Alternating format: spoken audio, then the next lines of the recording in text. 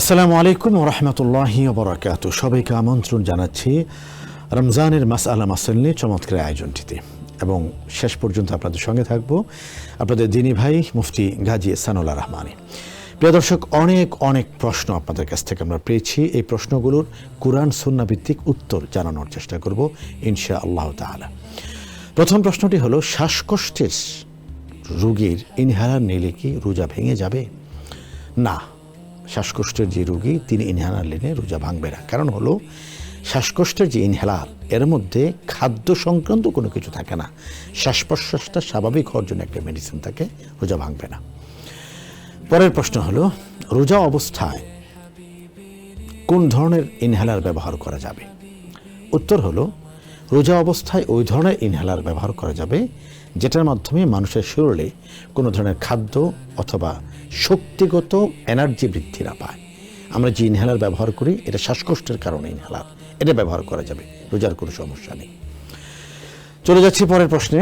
Inhaler কি খাবার বা পানীয়ের বিকল্প হিসেবে বিবেচিত হবে? না, ইনহেলার খাবার বা পানীয়ের বিকল্প হিসেবে বিবেচিত হবে না। এটা মেডিসিন, এটা ঔষধ, এটা মানুষের শ্বাস প্রশ্বাস শ্বাসনালীকে স্বাভাবিক করে, খাদ্যনালীতে যায় না। যেহেতু ইনহেলারটা খাদ্যনালীতে পৌঁছে না, সুতরাং ইনহেলার ব্যবহার করতে রোজা অবস্থায় শরিয়ার কোনো আপত্তি নেই। জাযাকাল্লাহ খায়ের। আমরা চলে যাচ্ছি পরের প্রশ্নে। পরের প্রশ্নটাও কাছাকাছি। ইনহেলারের ঔষধ সরাসরি ফুসফুসে যায়, এতে রোজার হুকুম কি হবে? না, ফুসফুসে গেলে রোজার কোনো সমস্যা নেই, খাদ্যনালীতে গেলে সমস্যা। যেহেতু এটা খাদ্যনালীতে যাচ্ছে না বা পাকস্থলীতে যাচ্ছে না, ফুসফুসে যাচ্ছে, এতে রোজার কোনো সমস্যা হবে না। পরের প্রশ্নটা কাছাকাছি। নেবুলাইজারের বাষ্প নাকে বা মুখে গেলে কি রোজার ক্ষতি হবে? না, নেবুলাইজারের বাষ্প নাকে বা মুখে গেলে কোনো ক্ষতি হবে না। কারণ হলো, এই নেবুলাইজারের বাষ্পটা পাকস্থলীতে পৌঁছায় না, এই কারণে রোজার কোনো ক্ষতি হবে না। অসুস্থ রোগী রোজা রেখে নেবুলাইজার গ্রহণ করতে পারবেন, কোনো সমস্যা নেই ইনশাআল্লাহ তাআলা।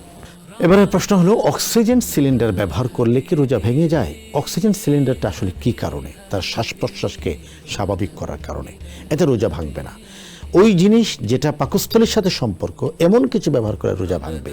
তো যেহেতু অক্সিজেন মাস্ক যেটা বা অক্সিজেন যেটা ব্যবহার করছেন, এটা আসলে শ্বাস প্রশ্বাসের সাথে সম্পর্কিত, রোজা ভাঙবে না।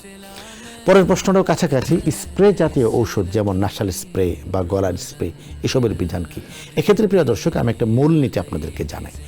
যেই জিনিসটা খাদ্যনালীতে পৌঁছে, নাকের হোক, গলার হোক, কানের হোক, খাদ্যনালীতে পৌঁছে, সেটাই রোজা ভাঙবে।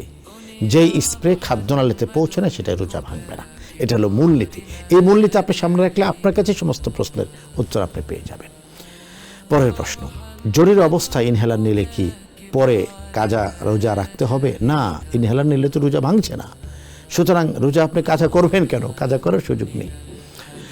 জানতে চেয়েছেন, হাঁপানি বা শ্বাসকষ্টের দীর্ঘমেয়াদী রোগীরা কি রোজা না রাখার অনুমতি পান? না, রোজা না রাখার অনুমতি পান না। যদি এমন কোনো ব্যক্তি হন যে তিনি দীর্ঘ সময় পর্যন্ত খাদ্য পানীয় থেকে বিরত থাকলে তিনি মৃত্যুর সম্মুখীন হয়ে যাবেন, এমন কোনো রোগী ছাড়া প্রত্যেক ব্যক্তির উপরে রোজা ফরজ।